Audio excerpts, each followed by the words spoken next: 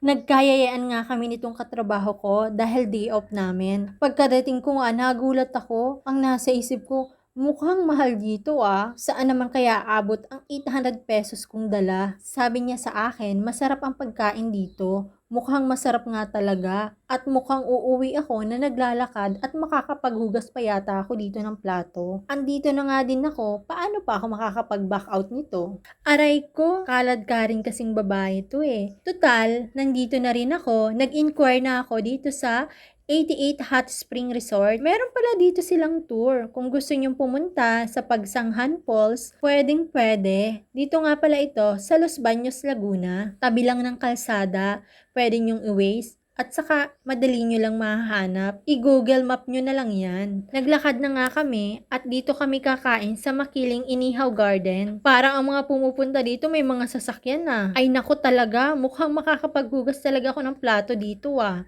Ang ganda ng place, nakaka-relax, at ang daming mga kubo-kubo. Naglakad na nga ako dyan. Nagtitingin-tingin ako kung saan kami pwedeng pumesto. Wow! Akala mo naman talaga may pambayad. Meron din ngang banda. Ang ganda ng boses nung kumakanta, parang ang sarap matulog. Then, sabayan mo pa ng malamig na simoy ng hangin dito. Eto na nga, dumating na in order namin. Nakakalimutan ko na kung anong pangalan ng in-order namin. Basta ang masasabi ko, sabi ko nga sa friend ko, share na lang kami sa foods. At di ko naman mauubos yan. At para siya na lang din ang magbayad. Charis! Well, anong oras na nga kaming nakauwi?